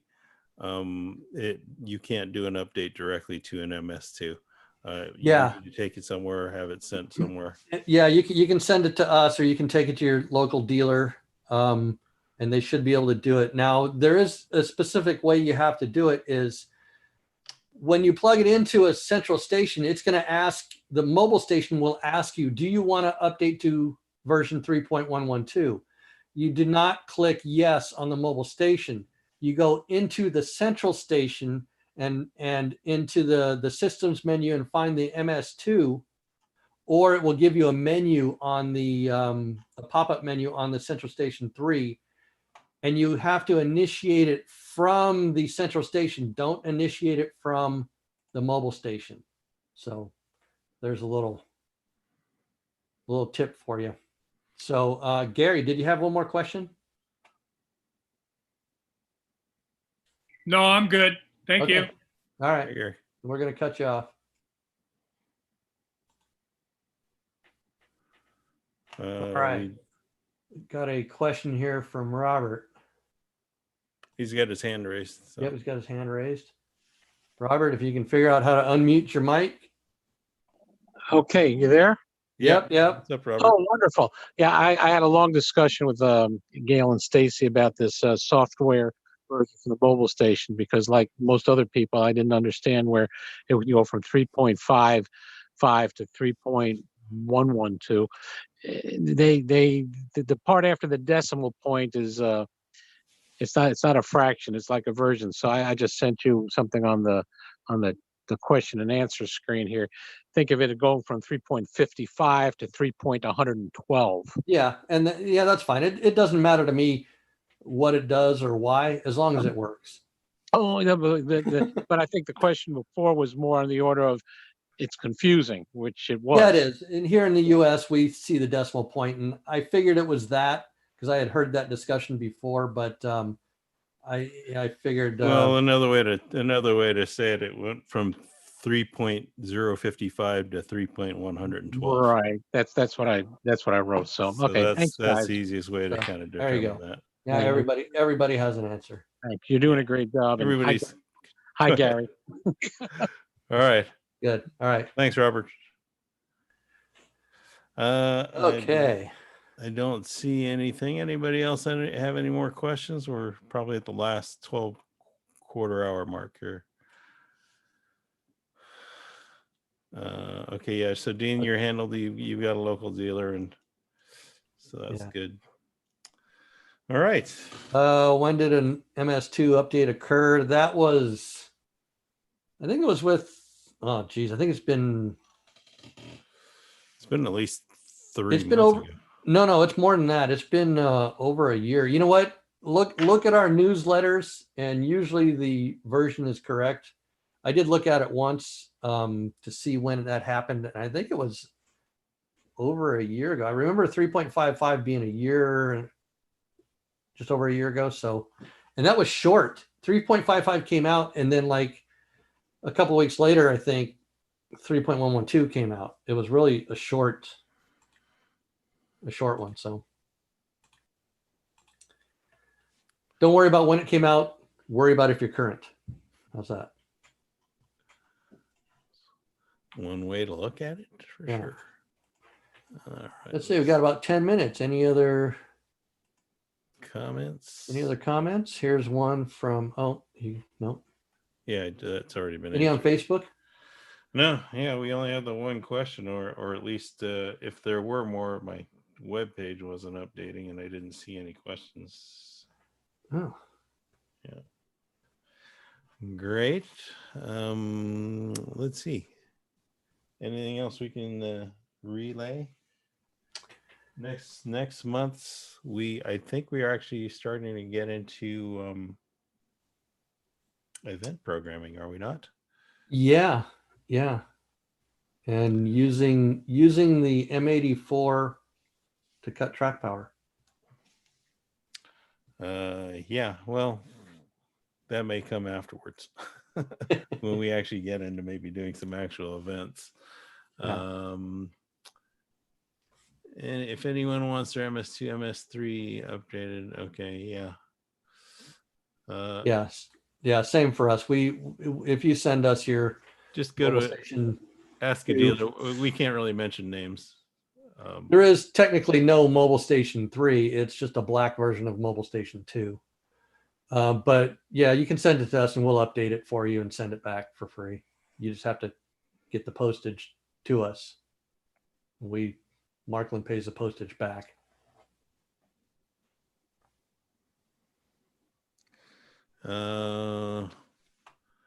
You guys are very welcome for the seminars. Yeah, here's one from Dean. We saw your email, Dean, and yes, you can use your old transformers for whatever you want.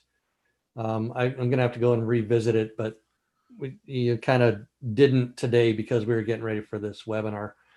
You just want to be clear, you know what output you're outputting, whether it's an AC output or a DC output.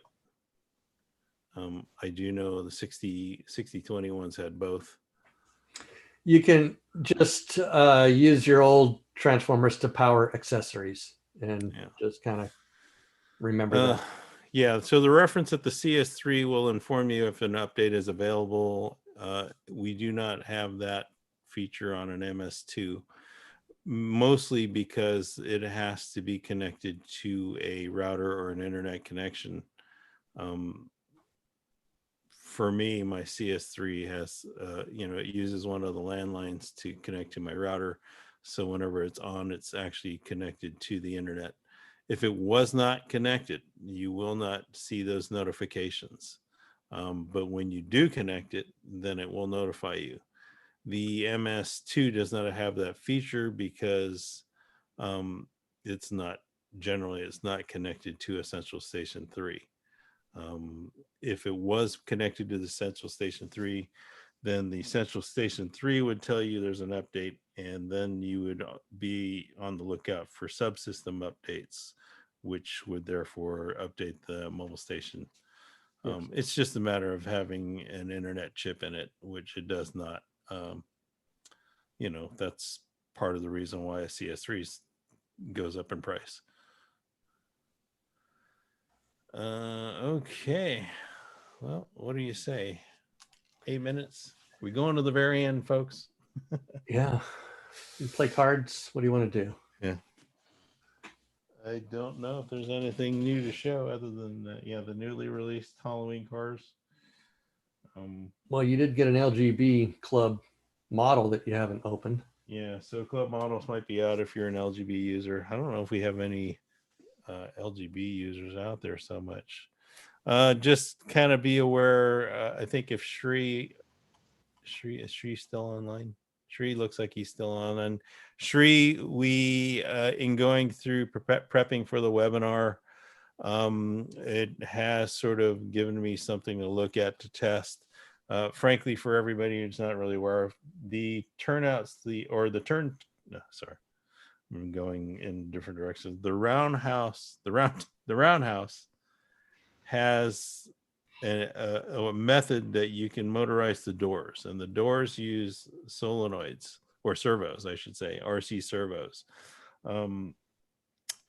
I believe I do now have sort of a method to look up to see if that's possible and how to open and close those doors using servos. So I'll be looking into that, Shri. I know you have that, and it's been a long way to get that answer, but I've just sort of I think there's a crack in the door, so there's a little bit of light, and I'll have to explore it some more to see if I can do that. I want to test it before I give you kind of an answer, so just be on the lookout for that. There's a very good question from Alex here. It says, I'm using the M83 to control 4 decouplers. What's the best millisecond time to use? 200 is the standard. 200 milliseconds is going to be very short. I did set up my M83 to use on an uncoupler. I don't have an uncoupler to test it on, but I can see the indicator lights and see how long it's on for. Now, what I did is I set it for not milliseconds, but I set it to turn off at a specific time. I think I've done both 50 and 80 in the geez, now I forget the word, not the duration, but the period setting. Period. And the thing is, with the M80, if you're controlling a solenoid accessory, the new solenoid accessories are kind of sensitive. Back in the old M-Track days, you could hold the button down and it would buzz forever and it wouldn't matter. You'd have to hold it down a long time. But the new ones these days, they heat up really quick. So that's why I set a duration so that I couldn't melt the solenoid in there. Also, what I have not explored because I don't have an uncoupler track is I would probably turn down the not the voltage, but again, the output. I'm guessing, does that use, is that like a, does that need a dimmer setting, which controls the output, and then you have the switch setting?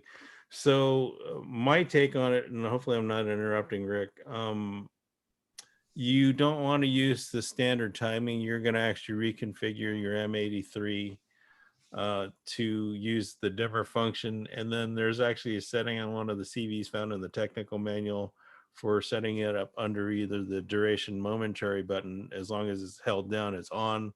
So it's more of a manual controller, or you can do, as Rick mentioned, set up the period timer instead and use a figure that's going to be long enough for you to sort of, for instance, stop a train and then release the track. Is that correct, Rick? Yeah, but and like we said, I would probably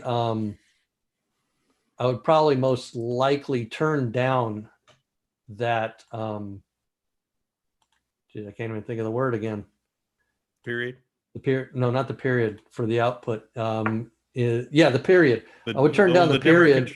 Dimmer controls the voltage output value, and then the period controls the timing of that voltage output. Yes, because you really don't want to burn up your solenoid. Now, anonymous attendee just mentioned, wouldn't it be a better way to use an M84? Yeah, in my opinion, it would, but for some reason, people like using the M83s and they are configured. You can configure them for a uncoupler. We haven't looked at the manual for the M84 to see if it is configurable for an uncoupler. But yes, I would kind of think that M84 would be a little bit more appropriate. Well, the thing about the you do have to look at what the settings, the CV settings are for the M84 output, whether or not I believe it can be set for momentary output. And this is sort of a discussion that Rick and I had prior to the webinar.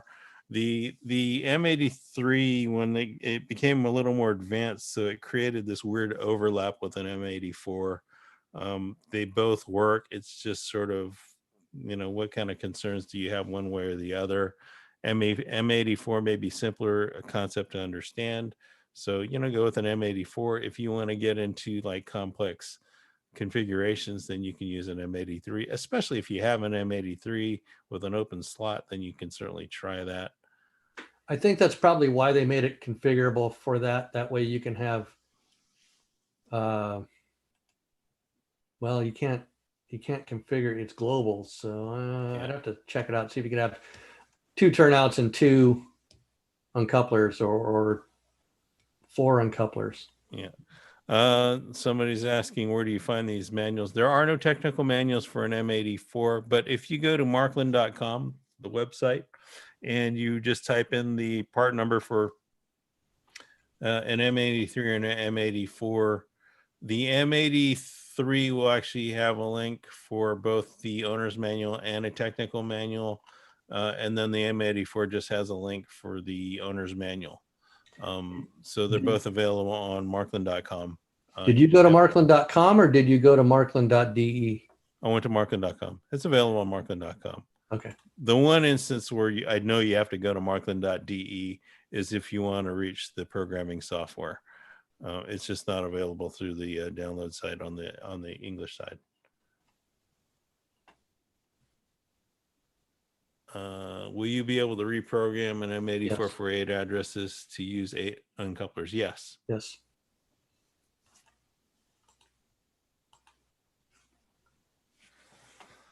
And there you have it, folks. There you have it. It's 1 o'clock. It is 1 o'clock. We appreciate all your visitors and all your questions. Definitely appreciate the questions. It keeps us stretching out the time and hopefully giving you guys some help in answering your questions. Again, I think we've covered all the bases from number 2, 3, and 4. We're on 5 right now. We've basically talked about adding articles, adding locomotives, multi-decoders, and then the S88s. So next month, we're going to actually get into event programming. So if you guys really are there, it's probably a great topic for those of you who are just using mobile station 2s. Central Station 2, Central Station 3 users, it will apply to them somewhat, even though Central Station 2, they call them memory routes. They sort of changed the naming, their article lists or event names now in the Central Station 3. What Rick's got going there, he triggered it up. His Christmas lights has been triggered by an event. And we'll cover some different aspects. Maybe we'll get into one sample. And then who knows, further down the line, we'll do more of these event streams. And for you guys who want to do some in-depth programming, such like staging yard, Schottenbahnhof, that gets advanced, and we'll probably do that after the next month's article. But thanks for joining us. Thank you very much. Be safe. Go make your own Christmas trees.